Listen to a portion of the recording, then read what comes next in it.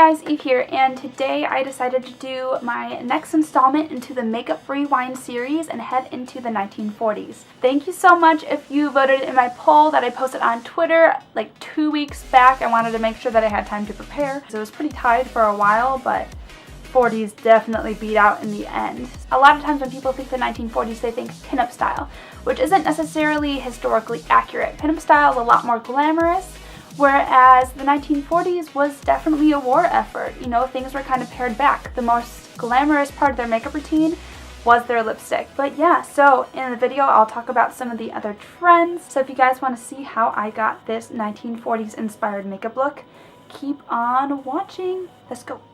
Hey guys, so today we are starting with the Urban Decay's Primer Potion in Fix, priming our entire eyes with that. It's a yellow-based primer with coverage, which will cover any purpley veins, giving us a true blank canvas. And then we'll set it with the RCMA's No Color Powder, which will get rid of the primer's stick and help us blend our eyeshadow more smoothly. Now heading into the Anastasia Beverly Hills Modern Renaissance palette, we're going to first use Bon Fresco as our transition shade and put it in our crease and then on our outer corners. You can be as messy as you want with this. We're just trying to lay the color down so that we have a gradient to work with. Next, heading into Warm Taupe with a more precise blender, we're going to lay the shade directly over Bon Fresco, but a little lower on the crease, which will deepen up our shape. Then going back into Bon Fresco with a larger blender, we're going to blend this over top to get rid of the harsh lines. Then grabbing the shade Buttery, which is that really beat up shade right there, we want to really make sure the edges are buffed out. Now grabbing a No Name, even more precise blender, we're going to use Cypress Umber, deepening up the outer corner. Then back into Bon Fresco, blending, and then once more with a Wet n Wild brush and no extra product. Then grabbing Tempera, packing on the shade with a flat brush on the lid, and then turning the blush around to blend it into the darker shades. This is an Urban Decay dual-ended brush from the Naked 2 palette, if you're wondering. Then grabbing my 24/7 liner in the shade Mushroom from Urban Decay. We're going to line the eyes and then smoke it upward and outward with an angled brush. Then taking a stiffer pencil brush, we're going to smoke it out even further. Now for the face. I'll start by priming using the NYX Angel Veil Primer, focusing the product in my T-zone, but spreading it out all over using a very light touch. And then color correcting my blemishes with the NYX HD Concealer in green, blending it out with a beauty blender. You want to blend right on the spot rather than pushing the product all over for maximum coverage. Now for the foundation, I'm using the Cover FX Natural Finish Foundation in N10 and N20. A little of this product goes a long way, and so I do 2 dots of N20 and 1 dot of N10. Then I mix in a little bit of the Becca Liquid Shimmering Skin Perfector in Moonstone to make the foundation a little bit more radiant, and I dot this all over my face and then blend out with my foundation brush. Then just pouncing my blending sponge all over top to smooth over everything and heading into my concealer. I use a Tarte Shape Tape Concealer in the shade Fair, and I dot this over any redness still peeking through and blend it out with a beauty sponge in the same way as the green concealer, pouncing right on top rather than pushing the product around. Now for those dark under eye circles, dot the Shape Tape on those babies and blend it out. The concealer is really high coverage, so I put a little on and push the product around in a triangular shape. And then I set it immediately with the RCMA No Color Powder to prevent any creasing. Then I'm setting the whole face with the powder as well. I like to pounce the product on with a brush and then blend out so the base isn't moved off of my blemishes. And now for my brows, I'm using the Anastasia Brow Definer in Medium Brown. I'm working on getting an in-depth brow video for you guys for my how-to series. Make sure to check out the other videos in the series in that playlist right there in the upper right-hand corner. Brows in the 1940s were darkened and arched, but I went for a more wearable brow for this look.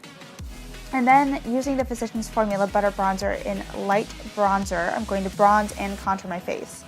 Contouring wasn't really a trend, but people would buy foundation a shade darker than their skin to look tanner, a la Coco Chanel. I won't do that exactly, but I will drench my skin in bronzer under my cheekbones and on the perimeters of my face to give more structure and a sun-kissed glow. Dragging the bronzer down the bridge of my nose to lightly contour it. This isn't really a 1940s trend, it's just a preference of mine. And then I'm grabbing the Kat Von D Shade and Light Blush Duo in Bonnie and Clyde, focusing that on the apples of my cheeks. It's a really strong blush, but it's still beautiful.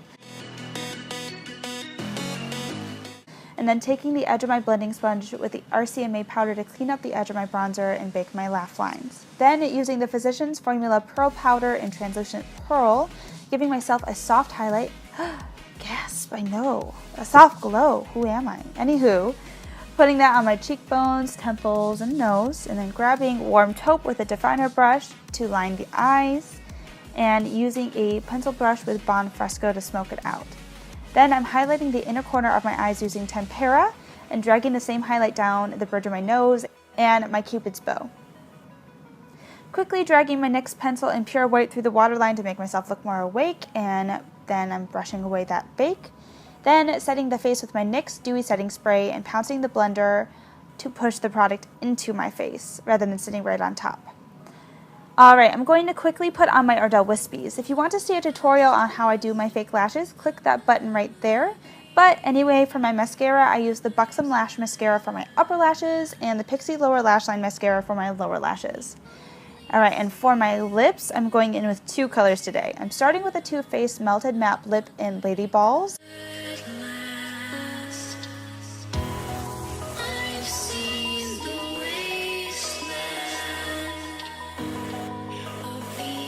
And going on top with the Anastasia Liquid Lipstick in Seraphine. I'm doing this because Seraphine feathers everywhere, but I want that bluish red color, and using Lady Balls as a base helps to prevent the feathering. Then, to make my lips look even plumper, I'm tapping Vermeer right in the center.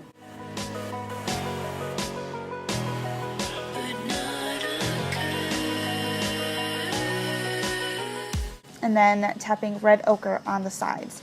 This will also set the Seraphine lipstick down so it won't move. Finally, I'm setting my brows with the Anastasia Clear Brow Gel. Alright, so this is the finished makeup look. We got some simple understated eyes, we have some bright red lips, and some mauve blush. Let me know what decade you guys want to see next in the comments down below. If you want to see my other makeup rewind videos, click on the little icon right up here. It'll take you to that little playlist that I have set up for you. If you like this style of video, give it a big thumbs up, and if you want to see more videos like this, subscribe button is, you know, the one that matches my lips right down there. Alright, thank you guys so much for watching. Have a great rest of your day. Bye guys.